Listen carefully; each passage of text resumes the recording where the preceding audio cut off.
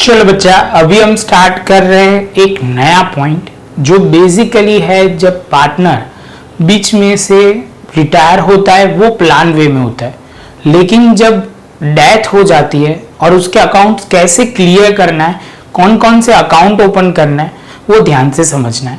तो first of all बच्चा शुरू करते हैं। यहाँ पे जो आपकी स्क्रीन पे दिख रहा होगा वो पहला पॉइंट है, determination of the amount payable to decease partner and payment to his executor. मतलब जो अभी पर्सन हमारा पार्टनर था वो तो अभी ये दुनिया में रहा नहीं है, वो तो चला गया। अभी मुझे पेमेंट किसको करना है, तो उसके जो एग्जीक्यूटर है, उसके जो रिलेटिव है उनको पेमेंट करना है। उसका जो भी अकाउंट्स, मतलब उनका जो भी पेमेंट लेना है देना है, सब कुछ एक अकाउंट में हम ट्रांसफर करेंगे। कैसे करेंगे वो डिटेल में देखते हैं, उससे पहले एक पैराग्राफ पढ़ लेते हैं। The retirement of a partner normally take place at a plan date but the death of a partner may occur any time. वो तो नॉर्मल बात है बच्चा। When the partner die his shares या his heirs, when the partner dies his heirs entitled to receive the amount due to the deceased partner।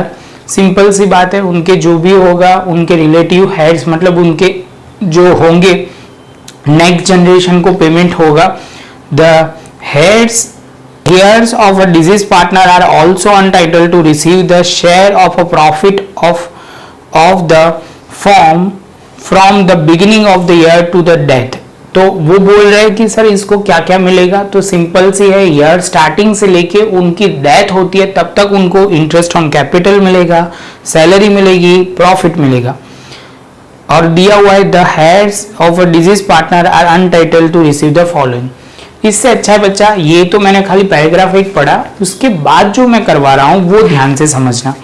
यहाँ पे जो आप अभी देखोगे, यहाँ पे जो आप देखोगे तो आप बोलोगे disease partner capital account.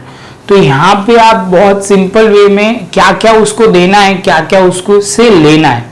Generally simple है, क्रेडिट साइड है वो सब कुछ देना होगा, डेबिट साइड पे उनका डेबिट बैलेंस होगा, करंट अकाउंट का लोन उन्होंने सपोज फॉर्म ने पर्सन को दिए, मतलब पार्टनर को दिए, तब वो होगा। ये सारे कैलकुलेशन हमें ध्यान से देखते जाना है। सबसे पहले देखो आपको दिखेगा balance brought down, current account का क्रेडिट बैलेंस है वो, रिजर्व में उसका शेयर, प्रॉफिट लॉस में उसका शेयर, रिवैल्यूएशन अकाउंट उसमें उसका share, other partner capital account goodwill जो होगा वो मिल जाएगा।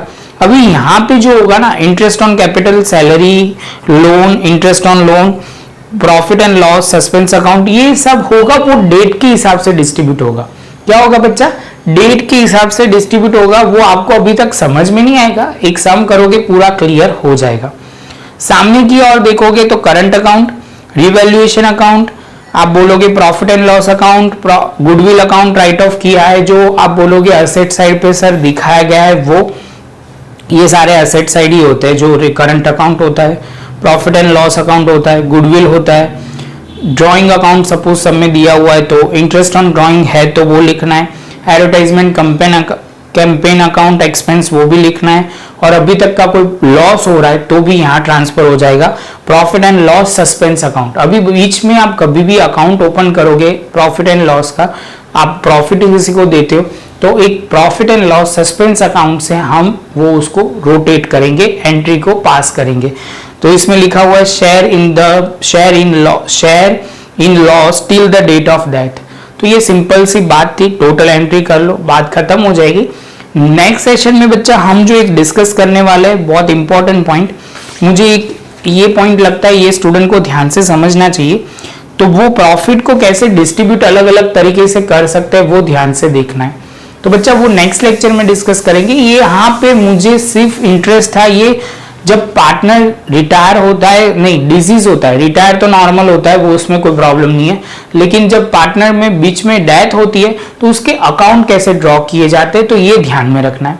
ये फॉर्मेट आपके पास हो तो कई बच्चे मुझे पूछते रहते हैं कि सर आप सीधा कैसे कर सकते हो, तो इतनी इतनी अमाउंट आपके लेवल पे आ सकती है। तो बच्चा इतना प्रॉपर पहले लिख लो। मिलते हैं नेक्स्ट लेक्चर में प्रॉफिट वाले पॉइंट के साथ।